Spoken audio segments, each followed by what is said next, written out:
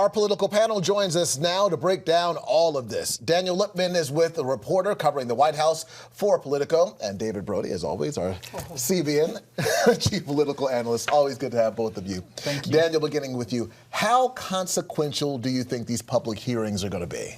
This is blockbuster because Democrats feel like they have made the case for impeachment with those private depositions that have leaked to the media, but here they feel like they can actually, finish the task at hand and get the American people to recognize that, in their point of view, that this is what Trump did to for this quid pro quo was very damaging to American foreign policy and was against our Constitution. And so people are going to remember these hearings like they did the Watergate hearings decades from now. David, what do you think? Do you think these hearings can change public perception? I think both sides are dug in here pretty much. I mean, I think you're going to see an uptick in support for impeachment after these hearings. I mean, when it's on all of the cable networks and all of the national networks, and Price is Right is gone, as you know. I don't like when Price is Right is preempted. That's my barometer. No, that's a problem for me.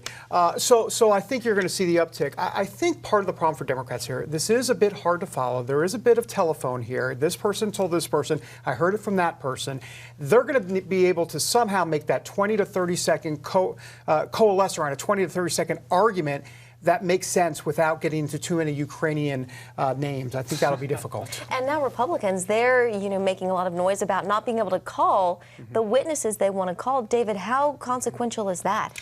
Well, right. I mean, we talk about due process, and then, well, wait a minute, hold on. But you can't call the whistleblower, and you can't call, for John Bolton, for example, for the House Democrats said, forget about John Bolton, pretty important guy. Bolton would even testify if a judge will allow him to. But House Democrats say, we're good with the lawsuit. Forget about that, because time is money, so to speak. We got to keep this moving. I mean, that kind of, you wonder about due process on that. Yeah, political hot potato going on here for sure. Yeah. Let's talk about Nikki Haley and her claims that both Tillerson and Kelly asked her to oppose the president. How do you think that's going to plan out?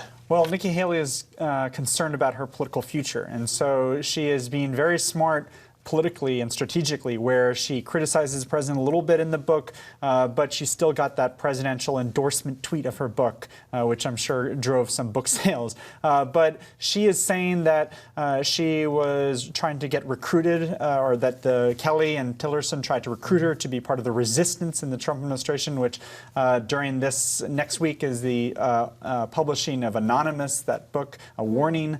And so that is, very interesting to watch because she wants to keep her credibility, but she also wants to stay loyal to that Trump base. Can I just say real quick, I just think Daniel's onto something here, because she's going to run in 2024. Let's not make any doubt. No matter what. You're sure of that? Oh, 100%, 150% for sure. And look, what she did here, I think, was masterful. She was able to say, look, Trump base, I'm with you on the deep state stuff. 2024 plant for now. And oh, by the way, if John Kelly and Rex Tillerson are going to come to anybody, they're going to come to me, the voice of reason within the Republican Party. I mean, she was able to thread that needle to perfection.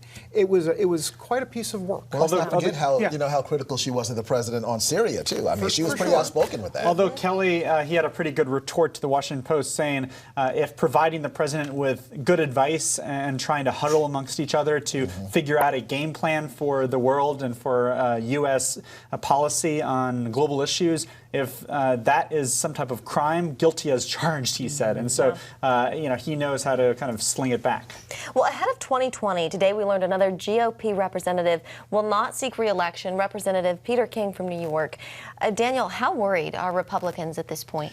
Republicans feel like there is pretty much no path to getting the House back in next year because many Democratic voters who had stayed home in 2016 because they weren't thrilled about Hillary Clinton, they're going to come out in droves next year, and Trump is going to be worried about his own political future. He's not really going to care about the House of Representatives and flipping that, because especially it'll be the second term, and so whatever policy achievements you have made in your first term, in the second term you're kind of a lame duck, and so he cares less about the House of Representatives, and the party has just shifted to become much more Trumpist and nationalist, and Peter King is a moderate who was praised by Chuck Schumer.